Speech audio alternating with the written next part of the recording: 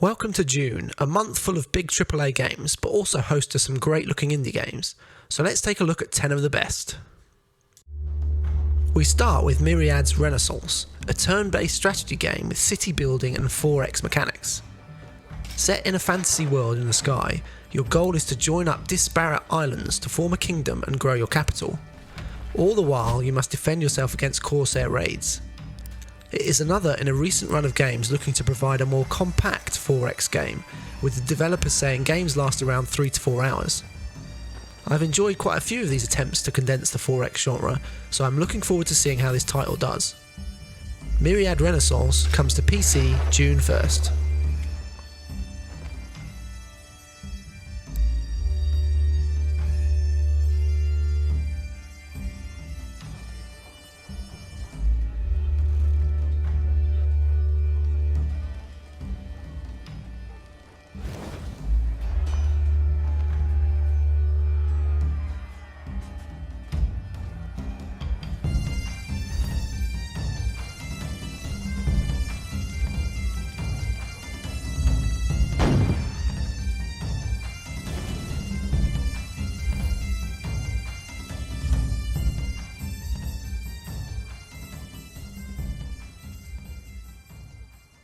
Next we have Tiny Thor, a retro platformer looking to ape the feel of the 16-bit era.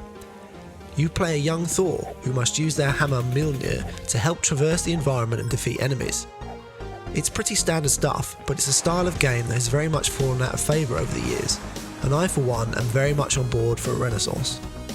It's a genre that has a simple pleasure about it, and hopefully Tiny Thor can ape some of the classics. Tiny Thor hurtles onto PC June 5th, with a Switch release set for later this year.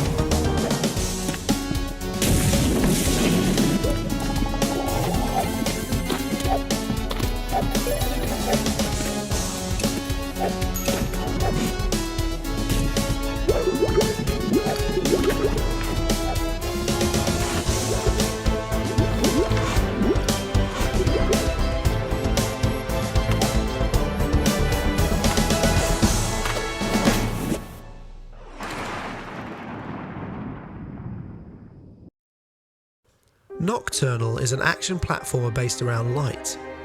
You play as Zadeus, who has returned to their homeland only to find that it has been covered by mysterious fog. Using the power of fire, you must carve your way through the land to find out what has happened and where the fog has come from. Puzzles and combat are based around the light mechanic, whereby you need to light torches and your sword to clear the fog and finish off some of the enemies. From the demo I played, the game uses this mechanic in interesting ways to create tense combat and fun puzzles. Alongside that is an art style that helps to add to the tone, and it's good to see another of these types of games go for a style that is not pixel based. Nocturnal lights its way onto PC and all the consoles June 7th.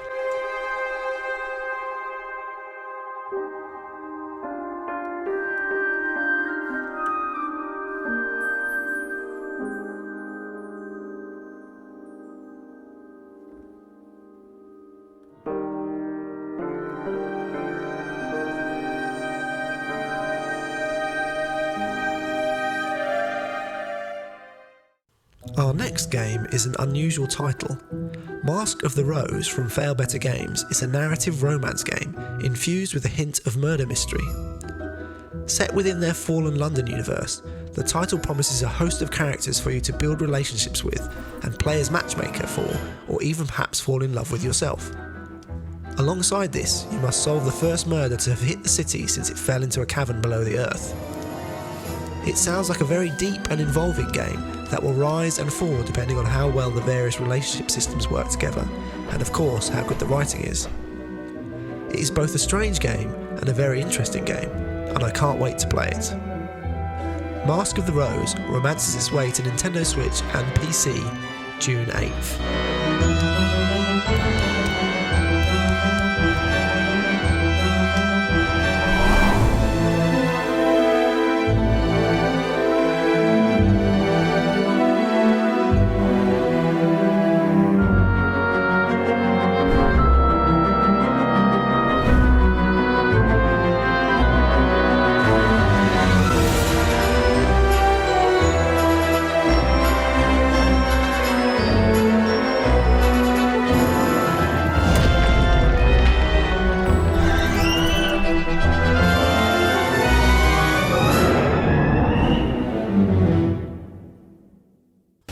Oblivion Override is a fast-paced game that takes its influence from Castlevania and roguelikes, promising an action-packed adventure with over 23 weapons to master, each with their own styles and traits, as well as 2 powerful combat machines to inhabit. Combat looks fast and responsive, and the dieselpunk art style appeals. It has been a while since I've played a roguelike that I stuck with, so hopefully this title can deliver an engaging gameplay loop to keep you playing. Oblivion Override bounds onto Steam Early Access June 14th.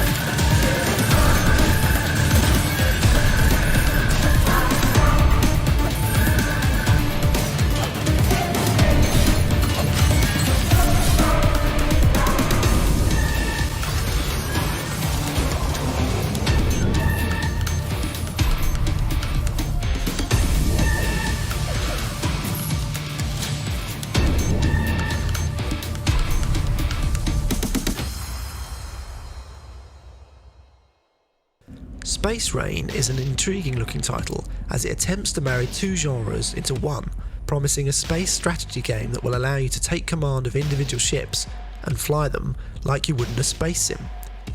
You start out with just the one ship and must grow in power and wealth by completing contracts for various factions until you are powerful enough to command your own fleet and take control of various sectors.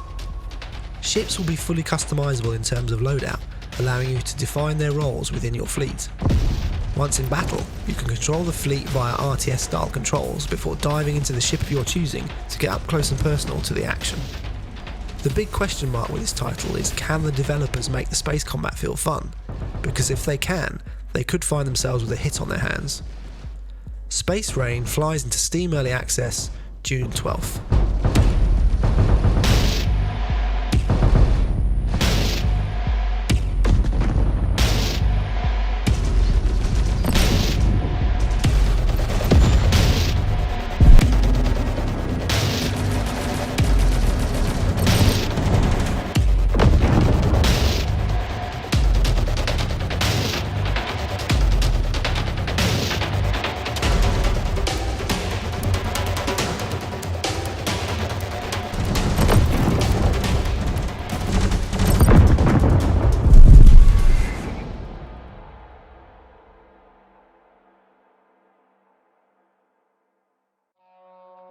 Trepang 2 is an action-packed first-person shooter that looks to marry Max Payne bullet time with fierce, punchy gunplay and destructive environments, and the kick from Dark Messiah, and is my pick of the month.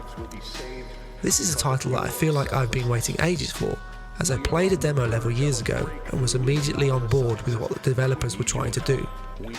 It's been a long road since then, but the game is finally due out this month. The video says it all really in terms of what to expect from the game, and I for one cannot wait to play this title. Trepang 2 blasts its way onto PC June 21st. We have a mission ready for you. A raid on a Horizon facility, similar to the one we escaped from.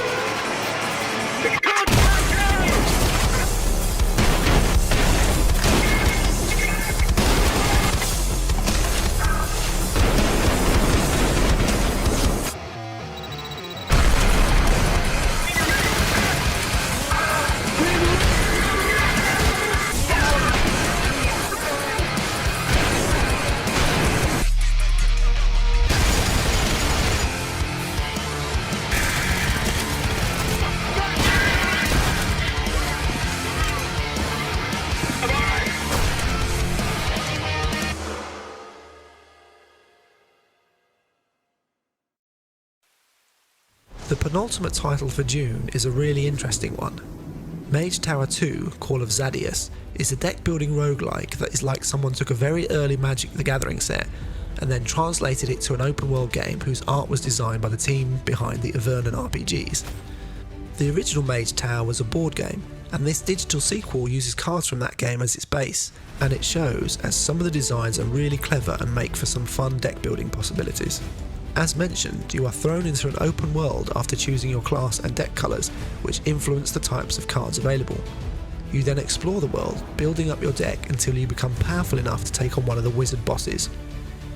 Combat follows some of the usual concepts of deck-based games, but both you and the enemy are confronted with a row of constantly spawning monsters who you must fight off, with the goal of outlasting your opponent.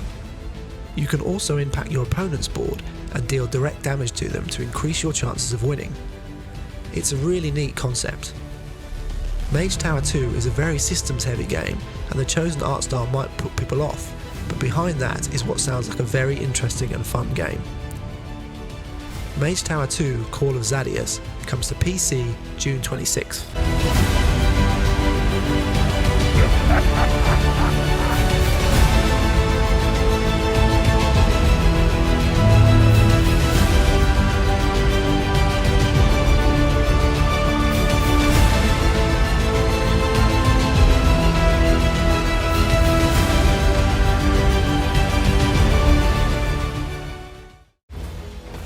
Finally for June we have Revival Recolonization, a 4X game with a twist. That twist is that the world is incredibly reactive, with various modifiers and events which will trigger as you play, such as a ban on certain weapons, weather changes, and a zombie invasion. This mechanic means that, according to developer HeroCraft PC, every game will feel different each time you play. Outside of this feature, gameplay follows the usual Civ-style format, with you building up your cities and creating armies. Combat, meanwhile, plays out on separate maps via a turn-based system a la Heroes of Might and Magic. All this is fairly standard, and if done well will be compelling enough, but it is the dynamic systems that will really help the game stand out. Hopefully there is enough variety to these events and modifiers that games do feel very different, and they provide enough of a challenge that you will need to adapt your strategy on the fly. It is a cool feature to add to a 4X game, so I hope it works. Revival Recolonization comes to Steam Early Access June 28th. And that wraps up June. Were there any games you are particularly looking forward to, or any you think I missed? Let me know in the comments below. I hope you enjoyed the video, and if you did, please consider liking and subscribing as it really helps the channel. Thanks for watching, and I'll see you again next time.